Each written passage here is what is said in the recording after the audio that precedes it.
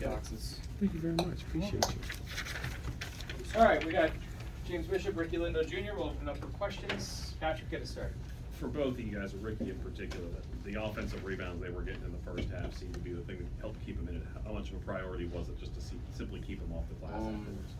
That's basically what we talked about at halftime. Just box them out and just grab the ball with two hands and finish possession off and keep running.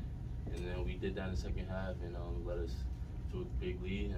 They came back a little bit in the final minutes, but we finished off the W. So that's all that matters. Yeah, it was like you said, that was all he talked about. He challenged us as a team. If we wanted to win, we would buckle down and box out and get rebounds. And I feel like all year we've been able to respond. And tonight was another example of us responding. And like you said, being able to, when we get rebounds, be able to get out and play in the open court. Hey, yeah, in the second half, you guys came out. It seemed like a totally different game once the second half started. You talked about boxing out as an adjustment and stuff. What other adjustments do you guys look to make going out in the half? That was really honestly it because we was playing well offensively the first half. So the offense wasn't really the problem. It was just getting stops and getting rebounds. And we feel like we're a really good team in transition. So that's why the game looked so different because when we were able to get rebounds, we were able to run and spread the shooters. And Ricky and Hunter were doing a great job finishing at the rim, and we was able to get out. Can you guys talk about that play when you broke the press? Just pass after pass after pass, and then ended in a slam for you, Ricky. And just like what was going through? What was that like on the court? Well, it's just what we do is what we practice. Playing with JV for 3 years, we understand what you have to do to win, and just second nature at this point. And the coach telling us what the play is, and then just executing, and we got the results we want.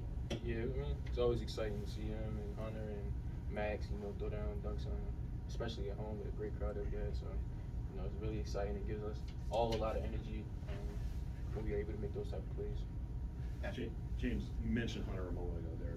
The way he's played the last couple of games, how impressive is that to you? How encouraging is it to you? And just how cool was it to see him kind of have this sort of spurt over the year? It's amazing.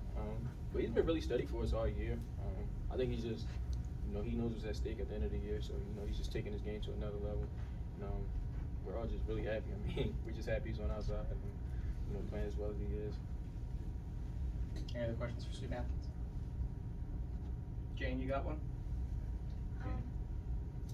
Yes. Do you think pineapple belongs on pizza? Fruit should not be I'm not gonna lie. I'm not mad at a pineapple. Fruit should not be hot. I'm not mad at it. I'll eat it. I'm not mad. Fruit should not be hot. Cool. All right. Yes. Room temp. Thanks, not hot. guys. Not on pizza. Eat a pizza connoisseur. So. Gotta listen to me. Thanks, guys.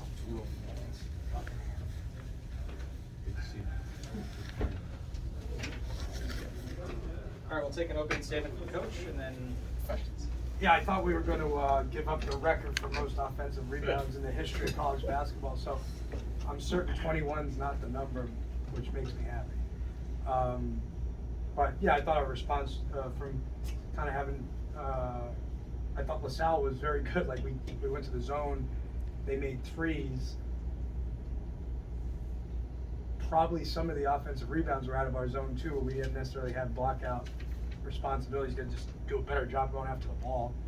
And they got in a little bit of rhythm probably because of the zone. The zone's been good to us for the last couple of games, but it was not as good there in the first half. And but I challenged the guys, it just wasn't really too technical in terms of halftime. It was just more like, hey, we gotta be lions, not sheep, and we can't just give up every time on the glass. So fix that. Our defense was good. We ever got in transition, and then we got cooking a little bit offensively. And we were a really good defensive game until the last minute or so in the second half.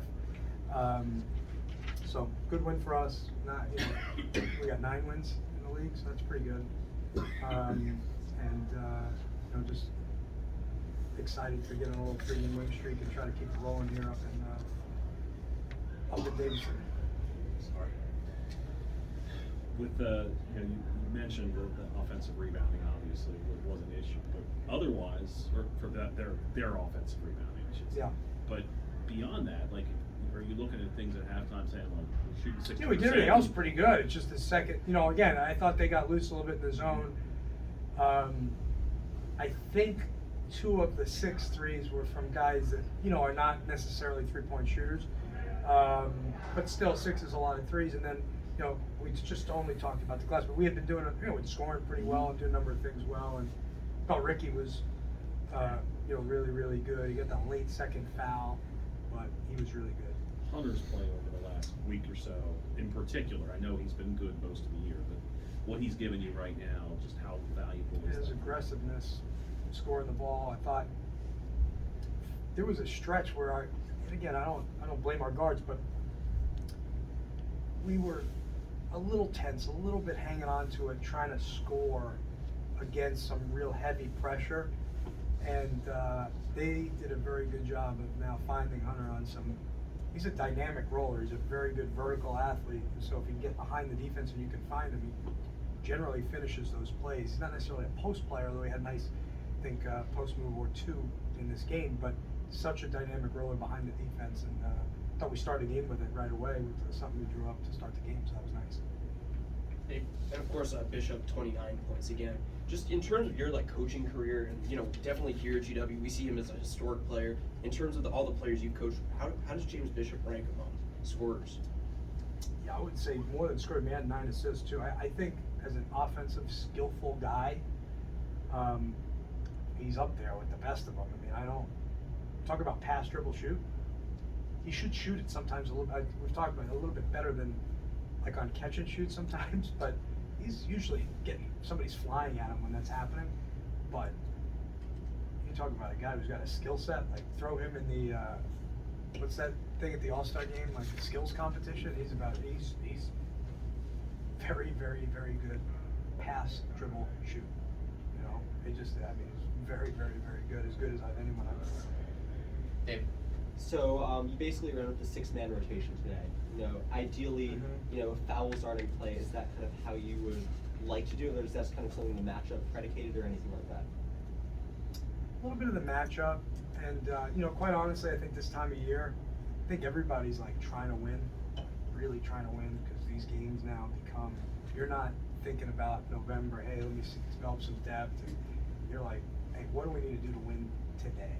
And then we'll figure out whatever tomorrow. And so for me, I kind of made a decision at halftime. I wasn't going to sub much. I was going to try to ride those guys unless there was some foul trouble or anybody seemed really, really tired. And to me, I thought their energy level was great. We had a couple of early timeouts that helped that as well.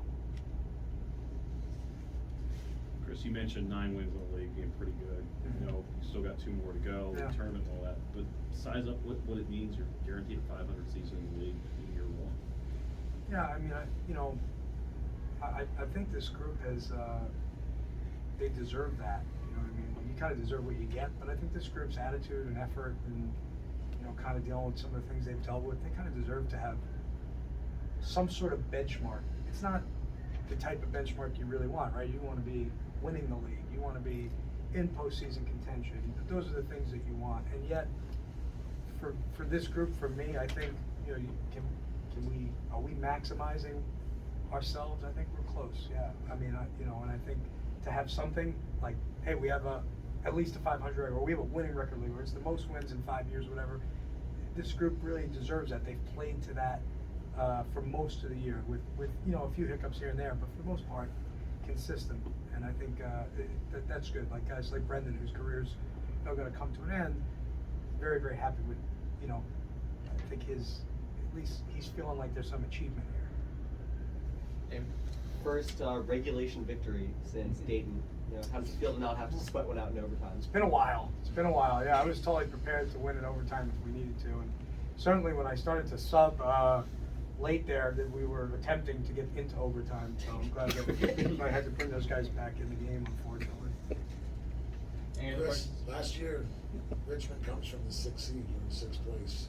I mean, in other words, I know there's a week left, but seeding matters, Yeah. Playing one less game, the way you guys are playing, Richmond showed you they could do it last year. Yeah, Does playing that one less creep into game. your mind? Yeah, it's, I think it's really hard. Like, I've been in those scenarios where we won 3, won 2, played in 4 one time, and it was just, it's fun to be together and trying. But the reality is, hey, it's a lot easier to win 3 or 2 than it is to win 4 or whatever. So yeah, seeding matters. I think seeding matters for like those guys. Feel like, hey, there's an achievement. This is where we are in the seeding, and obviously we don't control all of it, but we got 2 left, so you know we got plenty of basketball to play here to solidify a good seed. Any other questions for Coach? Jane, you good? Jane? So you had a very good game today. Thank you. I think it's because you were here, Jane. She's undefeated. Undefeated, So, yeah. relating to that, are you a cat person or a dog person? Shane, you know, I know your dad very well, but you don't know me well enough to know the Caputos are dog people now. I've got a lot of crazy dog people stories. See, she just wants to get a dog. I have plenty of rescue phone numbers for you, opportunities for you to Will you come over pick to the house and one. walk? All right. Good thanks. question though, Jane. Thanks, everybody. All right, thanks guys.